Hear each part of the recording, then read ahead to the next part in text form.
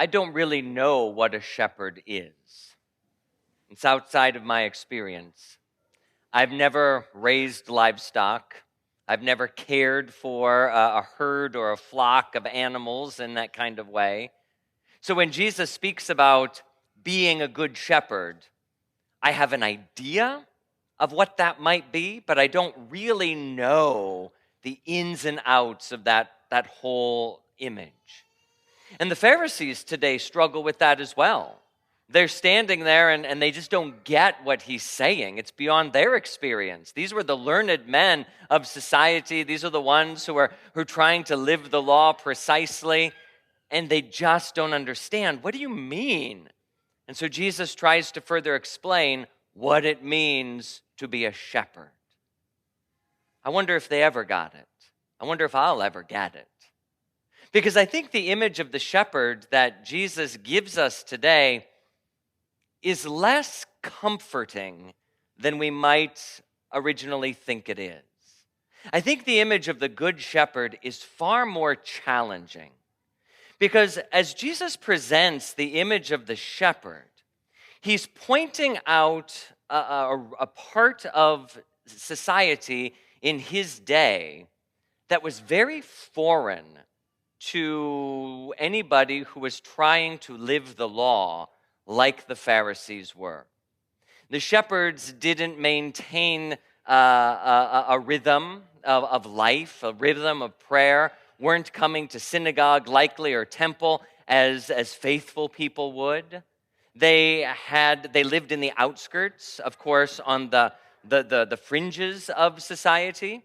They lived outdoors. So if a group of shepherds came into town for whatever reason, I'm sure you would see this group of ruffians coming and say, let's all go over here and avoid that crowd that's coming in. The shepherds were probably thought to be drunkards. They were maybe considered to be lazy. And so when Jesus identifies himself as the good shepherd, it immediately jars the image, perhaps, that all of those people listening to him have. What do you mean you are the good shepherd? Those guys who are on the lower end of society. Jesus, I think, uses this image to rattle us and to take us outside of our comfort zones. Because no matter who we are, we like to build a world. We like to build our own sheep gate. We like to build our own little pasture where I'm comfortable. I'm comfortable living in here. I'm comfortable with the walls being right there. I'm comfortable with these rules and these rituals and these things that we're supposed to do just so. I'm comfortable with that. And I don't know what to do when that isn't observed. I don't know what to do when I encounter someone who isn't playing or coloring in the lines. I don't know what to do when life gets too messy. I don't know what to do. And so Jesus, using this image as the good shepherd, encourages us to get out of our own sheep gates, to break loose from that, and to encounter the flock that is with him. The flock that is going all over the place. The flock that is in the wider pasture that the Lord is governing. And so as you and I think about what that means for our life, it's probably going to strike each of us differently, because fundamentally we have to ask ourselves, well, with what am I uncomfortable? I've spoken with folks who don't go to funerals or to vigils because they don't know what to say to the mourners. I'm uncomfortable dealing with people who are grieving or mourning, and I just don't know what to say, so I'll avoid that. I've never been to a funeral. I just can't deal with that. Or the difficulty of going into a hospital or a nursing home to visit because it's not easy. It's hard to deal with someone in that state. What to do when I encounter someone who is poor or needy on the street or approaches me and asks for something, and I freeze because I don't know what I should do or what I should say in that situation.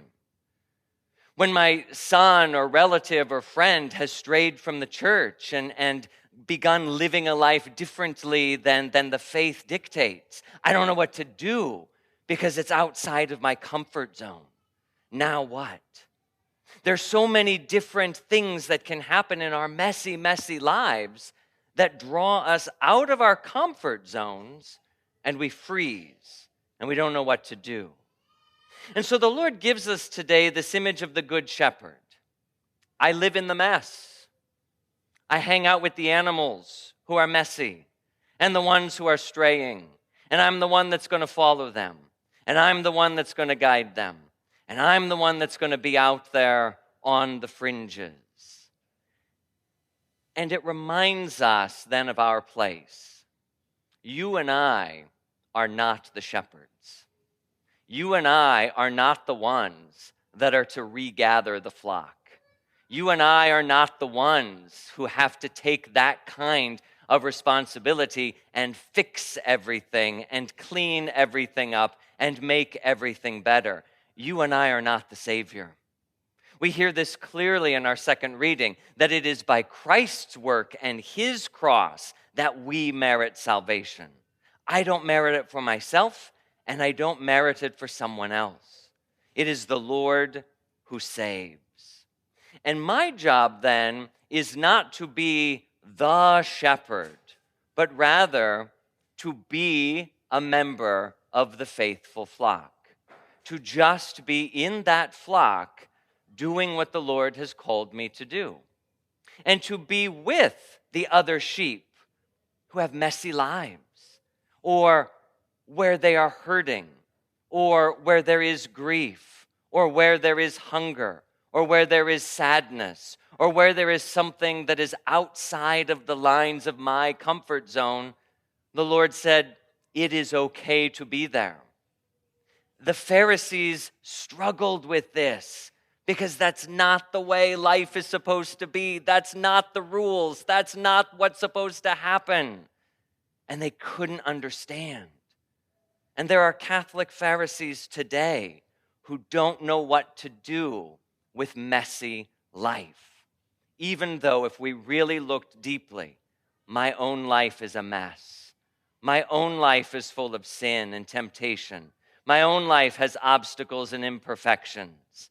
And that is what I need to bring to Jesus. And then be with other people who are messy. The one thing that the shepherd teaches us, I remember being in a farm community and admiring those men and women who were dairy farmers because their lives revolve around those animals. They live for the animal. Their daily schedule, their weekly schedule, their vacation schedule, if they get one, revolves around the care of those animals who cannot do anything else. That's what those shepherds did. They may have had lives that were a mess, but their lives revolved around those sheep, and they gave everything to those sheep. That is why Jesus associates himself with them. Because even though things were not perfect, they showed the Pharisees how to sacrifice. And so while you and I are not the shepherds ourselves, that belongs to Jesus and him alone. You and I are members of the flock.